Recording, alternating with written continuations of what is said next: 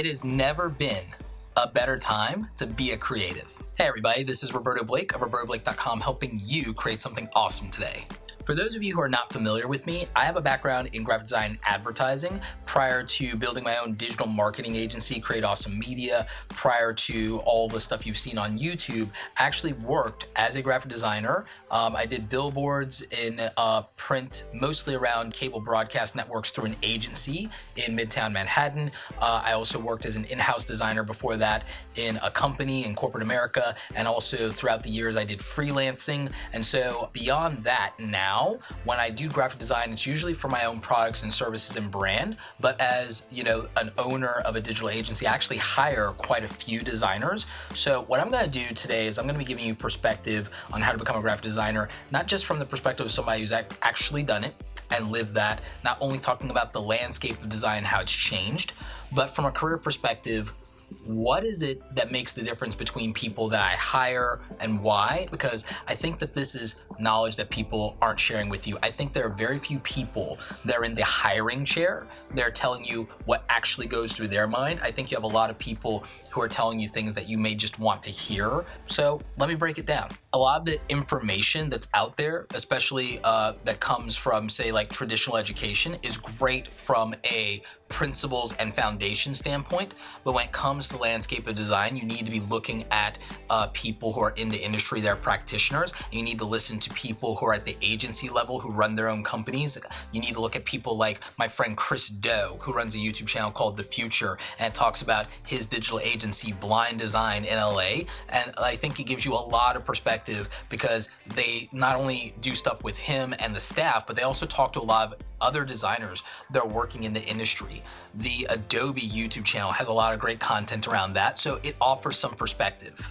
The reason that having that information is so valuable is because you may not have somebody that's an actual real world practitioner that you have access to be able to get answers from. And so this could definitely help you. And I also want you to kind of like take in mind that not everybody teaches graphic design in the same way. There are some people who teach a lot about the theories and principles of design, but there are some people who then focus more on the technical aspects in terms of software and the techniques that go along with that. But a component that gets overlooked beyond your portfolio is how to present, how to pitch, how to sell yourself, how to market yourself effectively. And that's going to make the difference between getting a job, getting clients, or if you decide to sell products, do that as a customer. There's not a lot of education around how to be a freelancer and build a freelance business. There's not a lot of information about how to build your own company or business. And so I feel like those knowledge gaps are really lacking. And I feel like specifically how to market and brand yourself is important for designers because it's so much more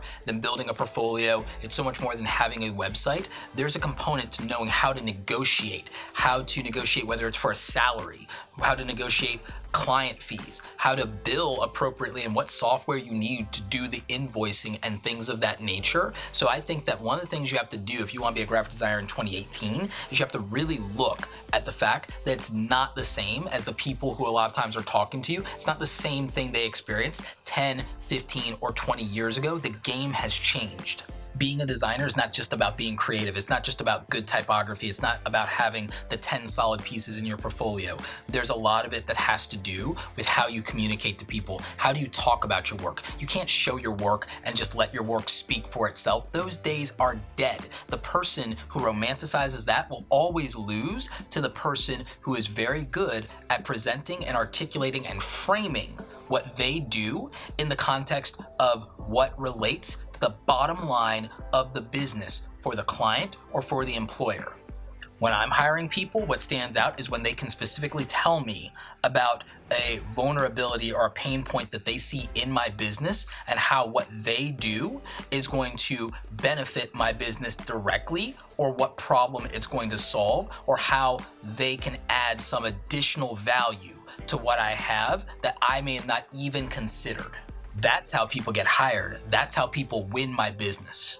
If I have to guess or make assumptions about how your work translates to what I do, it means you failed in the presentation process. When you're doing your portfolio, you should probably have a general portfolio, but you should have a portfolio when you're going to a specific job interview. You should understand what it is that that employer does and what they need, and your portfolio should have been tailored more to that. And so you have to have a much more robust and broad body of work in today's competitive market. I know you've been told to niche down, niche down, niche down, but I think that that's been taken out of context dramatically. I don't think you understand, and I don't even think some of the people telling you that understand what that actually looks like. So let me frame it from an employer standpoint about what you niching down should look like in the context of what I do.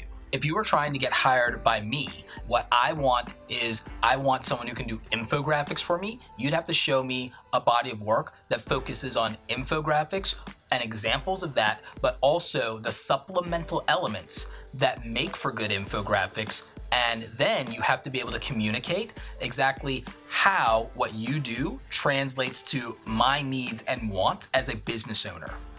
This means you have to have some general education about things outside of design and know how to present and how to pitch. You would need to know what I do as a business owner in the world of social media and marketing and consulting, and you need to show me examples. You can't just show me examples of infographics in a very general way. You'd have to show me examples of infographics that might be able to be applied to what I'm trying to do or the target market that I'm trying to reach. You have to know who my clients and customers kind of are from a profile standpoint. You have to understand that you're not just selling to the client or the employer, you're selling to their client or their customer. And so, because that's what they're trying to sell. So you need to walk backwards from that, and you need to be able to demonstrate that value. Also, you'd be surprised, we don't value specialists as much as we used to from an employer standpoint, because there are some things we want a specialist for. In design and branding, it's actually more valuable to us to have someone who might be a Jack or Jill of all trades. And do you know why? It's because what matters more to us than that specialized 90-95% master execution, I'd rather have someone who's an 80-85 across the board at 3 or 4 things, because what I want is consistency and continuity. I don't want to have to hire a designer for this, a designer for this, and a designer for this, and then as an art director have to go through much more effort to get them to have a unified style, or to have to deal with the fact that their stuff isn't necessarily compatible visually and that feels disjointed in my brand. Companies like Apple win on consistency and the behavioral psychology and behavioral science principle called the law of Pimpiquity. And the short version of that is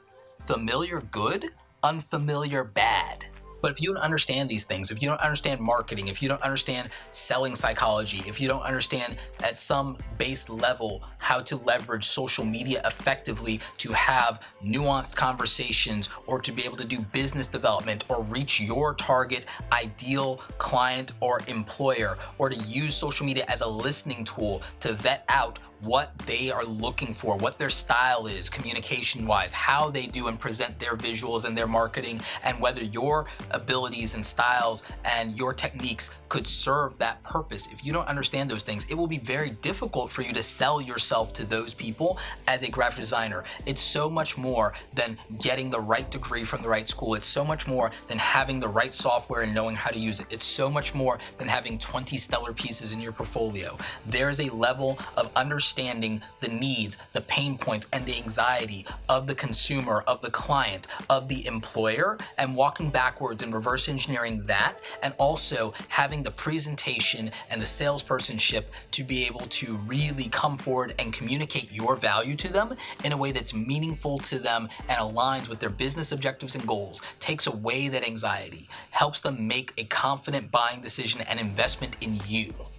And so if you want to be a graphic designer in 2018, it's not enough for you to learn graphic design, be proficient at that, master that one thing. You need to have general knowledge of marketing, salespersonship, you need to understand social media, and more than anything, you need to get fundamentally skilled and nuanced at how you communicate and how you present and how you market your own brand, because it will make a big difference in a world where people can Google you, in a world where people can reach out on Twitter, in a world where people are following you on Instagram. I guarantee you, these are things that a lot of people will not tell you. A lot of people are romanticizing the way it was 10 and 20 years ago.